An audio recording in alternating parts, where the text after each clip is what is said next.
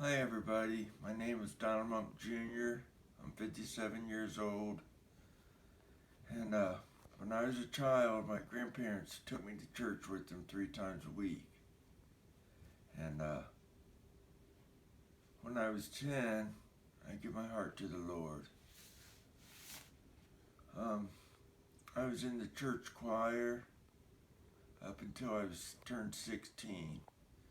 Between sports, girls, and driving, back then you could drive when you turned 16, I didn't have time for God anymore. But I always prayed before I went to sleep. Every night I would pray before I went to sleep. And after high school, baseball became my life. And I also started drinking heavily and partying heavily. And one night I left a bar. First I opened a bar at 11 a.m. in the morning, and it closed at 1 a.m. in the morning. So I left this bar to go to another bar. It was open till 2:30 in the morning, and my car wouldn't start. So I took off walking down the railroad tracks and woke up 49 days later. I've been in a coma for 48 days. I had to learn how to walk and talk and communicate, and it was a struggle. And I found out that 2 trains and 257 cars had passed over me. The first train hit me. You'd see my scar, and cut my arm off at the left arm at the elbow, and cut my left kneecap off.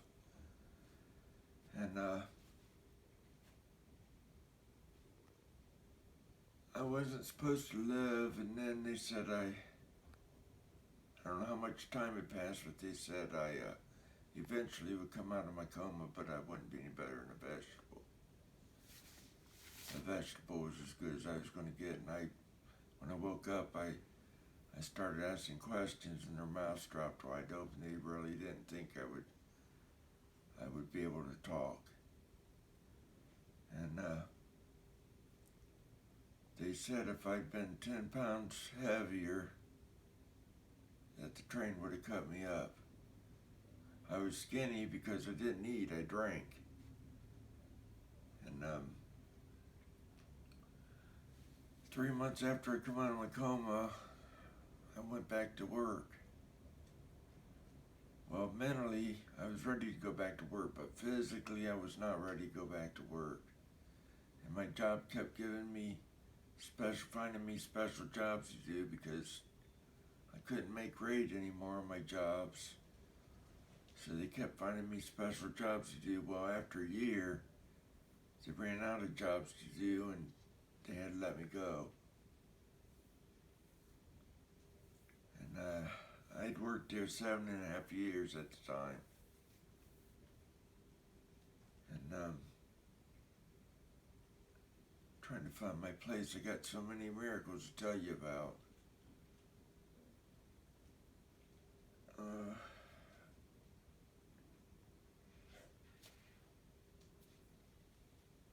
Baseball was my life. I played semi-pro baseball for 2 years. I don't really remember it much, just what I hear.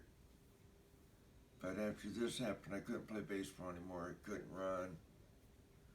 Although I tried to run, I tried to get myself back for, I'd say, probably a year or a little longer. I tried. I just couldn't run. So that devastated me. But it turned me into a new direction. I spent the next 10 years trying to find jobs that I could do. And went through depression, anxiety, and a lot of self-doubt because there was so much I couldn't do.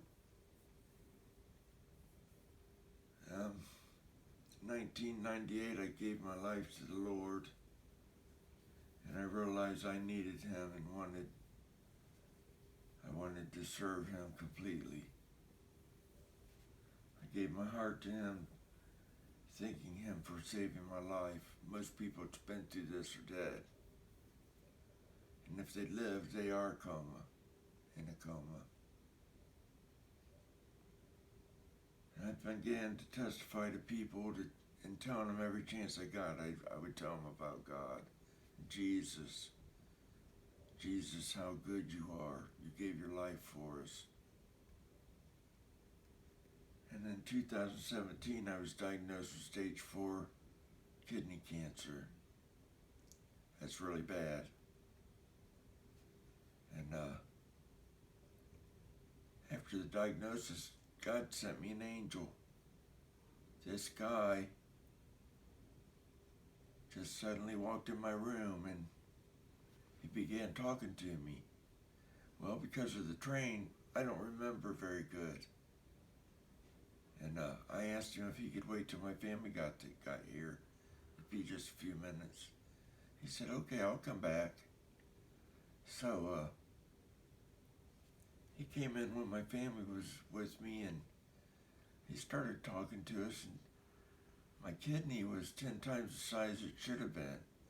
And he was explaining how he would do it, and he would do this and do that.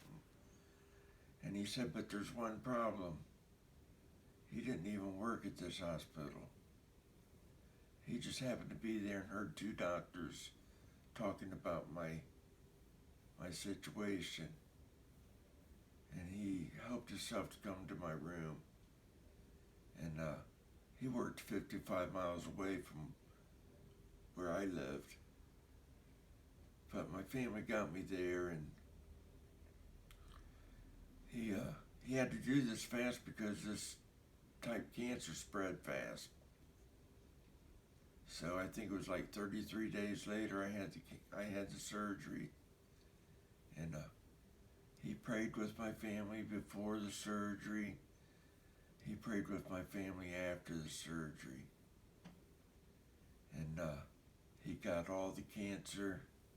I didn't have to have no chemo, no radiation, no anything. And every time I'd see him, I'd call him my angel. And the last time I saw him, he said, you know what else, Don? I'm a preacher. Now if that ain't God, and in 2019, I had an episode with my heart. Ambulance came and got me and took me to the hospital. My scores were so high they couldn't believe I never had a stroke. But I didn't have a stroke. God spared me from having a stroke. Once again, he blessed me with a miracle. But I do have a heart condition now, but I didn't have a stroke. And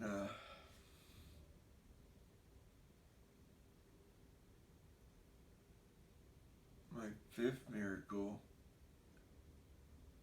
I'm 57 years old now. I've been single, living alone for 15 years. And I met Joy. And I'd never been in love before. I know what love is now because of Joy. I truly love Joy. That's how I know I was never in love before. And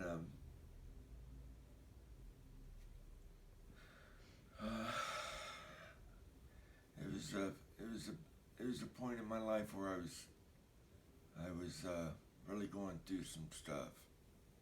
And I met Joy, and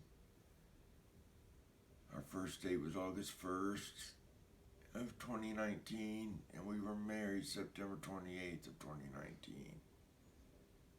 And I've never been so much in love in my life.